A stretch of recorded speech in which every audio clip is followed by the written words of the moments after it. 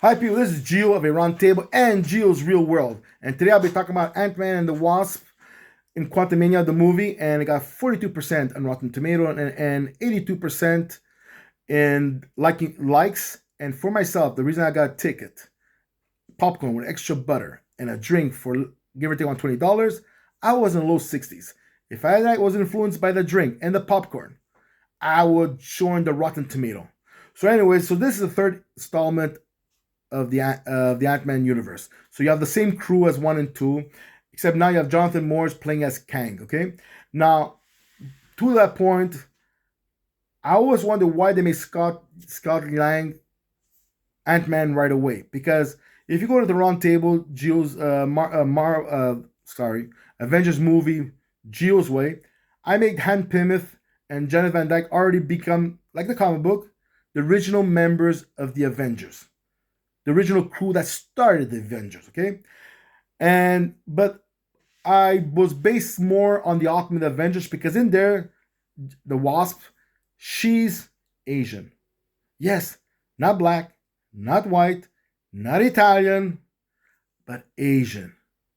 Because I'm going with this because Kang, in the comic book, he was the first, when he started as a time traveler, or time travel got very powerful, he was a pharaoh called Ramatuk.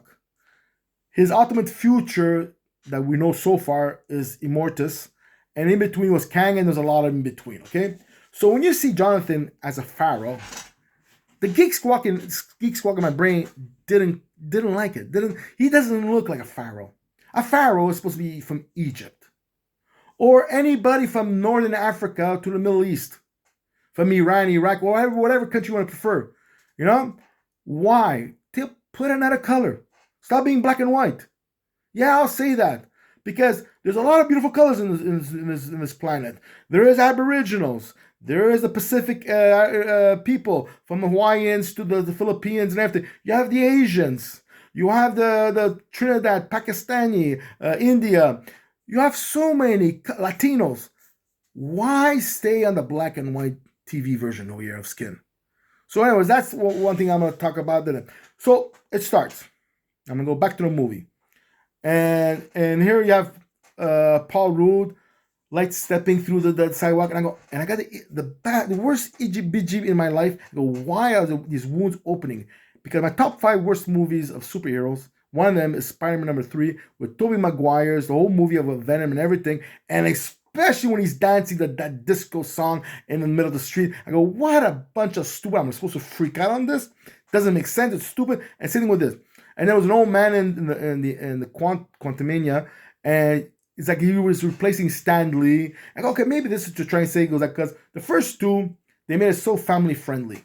So I go there, they're trying to be competitive or like Deadpool minus the violence, Shazam, and Guardian of the Galaxy. Okay, I'm going to bear with it. Well, when the third installment came out, they badly shot both feet, slanted hard on their knees and cracking both knees. That's how bad it was. And it's not because the acting and the dialogue was badly. They did their job. Jonathan was an amazing, from Michelle Pfeiffer and everybody else. Everybody did an amazing job.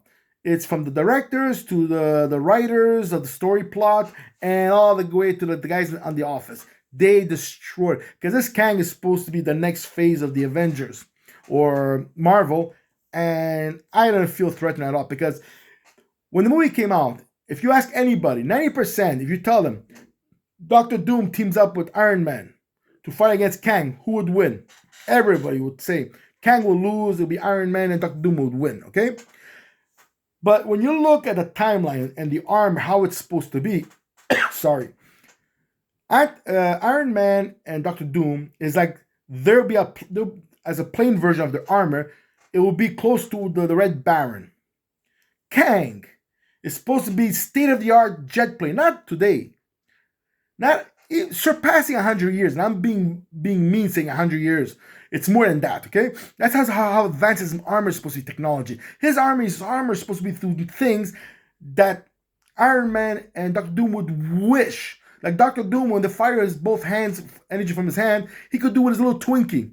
Because don't forget, he does multi-universes and he's the ultimate future. He can send nanobot recording stealing information from all the different phases of Iron Man, all the universe, Doctor Doom, other villains and superheroes of the future or the past. Think of the potential his armor is supposed to be. But no, he has disc floaters. He doesn't fly. He doesn't reveal any super strength compared to the like the Iron Man, because Iron Man could actually go has the Hawk Buster armor there. They go against the Hawk for a long minute of time before he gets defeated, and Doctor Doom can actually go one-on-one against the Thing, give or take. And this guy doesn't show anything about it. And then in a certain part, remember that guy who fired. Well, anyways, so the movie starts. Okay, yeah, I'm blinking because I'm looking at the time. At the same time, I have so much things to do about the movie, but I'm trying to make it as low as short as possible. So that part bothered me. But then it started getting good, because when you go to quantum realm, it comes very tricky. Going to the quantum realm of the particles of Plymouth particle getting smaller and smaller, and it gets more and more like a macro universe. And then they land on the planet, and these aliens, this first alien, like a rhino size, attacks him. They push it off completely, whatever, and it's trying to reattack. And all of a sudden, this monster, even like 20 times bigger than that, the size of a whale, eats it, and then it wants to eat the Ant-Man and his crew, but still hungry. And to me, it was like, and they're starting running away from them. I'm like, what the heck? Stand your ground or go a giant size, grab everybody and outrun it, if you could. And then they were, and like, so anyways, and then they were phased. They're in a micro universe that physics and everything is the opposite of over here, or they might be opposite, the things I've never seen before, and they all look like as if they've been there 2,000 times. Anyways, that big alien gets destroyed by an energy ray from this alien guy who has a light post for a head. And I'll talk alien-wise, right? And what I like, this part I like it, and because it was coming very Star Warsy style, okay? Very unrealistic, and it's not like their house where they live is also alive, also flies like a rocket or a big humongous plane because it has propulsion as feet, and also fires energy rays from his hands. So to me, it's like, okay, But the one thing I liked about it, they were drinking this liquid that because it's like they're very alien talking, so they're gonna understand each other. Once they drank it, he can actually understand and communicate with them. So that's part I liked about it. Because in Black Adam, if you look at my movie reviews with Steven, I'm judgmental about that. It's like they should have a laptop next to Black Adam when he was conked out on the bed, and you see electricity wave going from the laptop to his brain like that, because he has a god of wisdom in there. And you see the laptop screen going crazy, stealing information and everything. So he becomes acknowledged. So he doesn't freak. That's why he doesn't freak out on the technology, modern technology. And he spoke great English, better than me. Well, okay, everybody speaks better than me, but except like no, he spoke great English because you don't know why. And he wasn't freaking out with the cars and all this new modern technology as if he knew all of his life. So that I'll think so at least them, they made that good job at that part.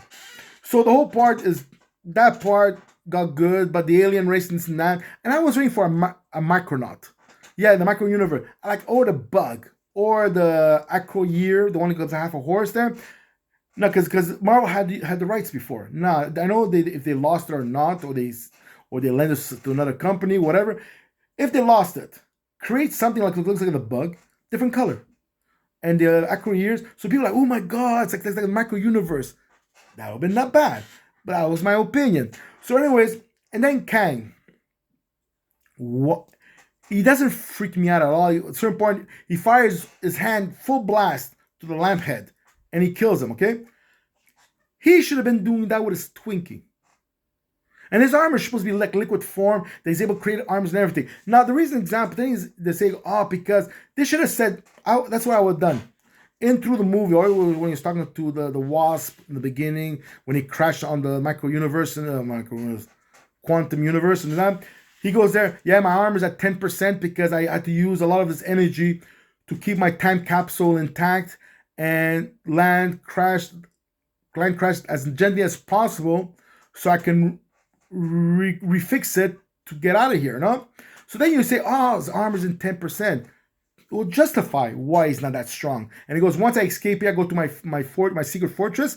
With all the technology I know over here, plus my armor 100%. I'm gonna surpass all the other Kangs in the multi-universe, and I finally get it my way. It will make sense, but no, not to mention that. So the whole point in that certain point, another part, Ant-Man comes to a giant, 100 feet. He's going through the tower, going towards the fortress of Kang. And now I don't know about you guys. No way Ant-Man, even 100 feet, is his skin and his strength surpasses the Thor or the Hawk. So these fire cannons are firing at him. I don't know if they ever hit him because I was looking around other things, and I go, let's say it would hit him. It would be me getting a BB bullet in my skin.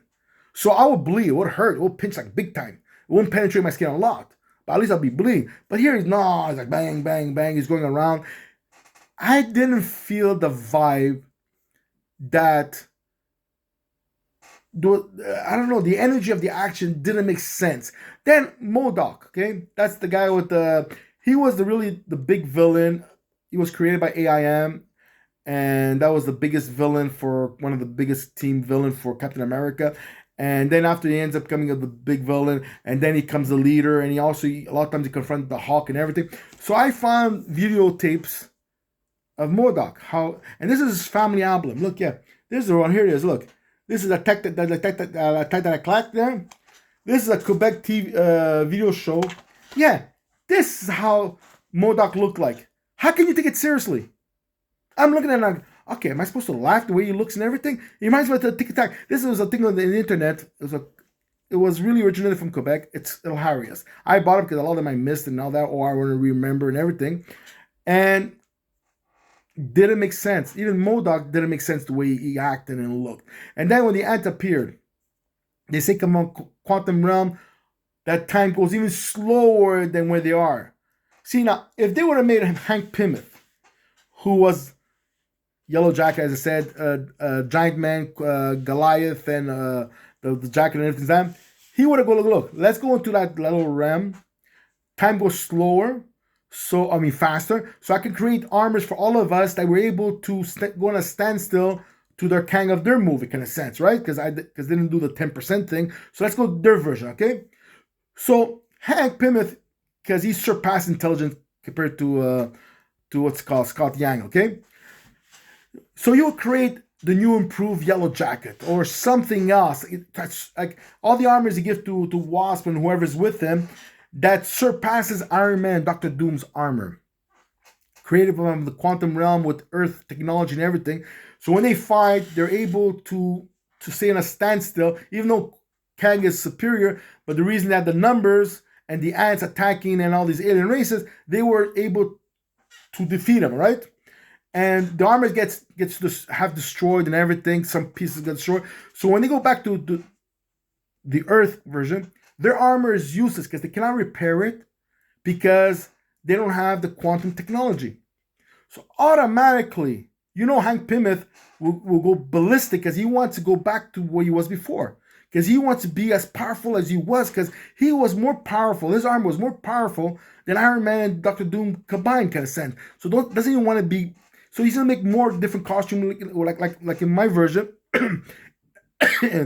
In Avengers movie, Geo's version, I had each movie, Hank Pymith goes from Ant-Man to Giant to Goliath to the Yellow Jacket, and he goes up, he goes higher and higher and higher because he's ambitious. He doesn't want to be a second stringer. He wants to be one of the main crew of the Avengers and everything. Okay, so they should have made an example that Kang said that isn't that. And also Kang this one here is supposed to be the let's put it this way, the less evil of all the Kangs.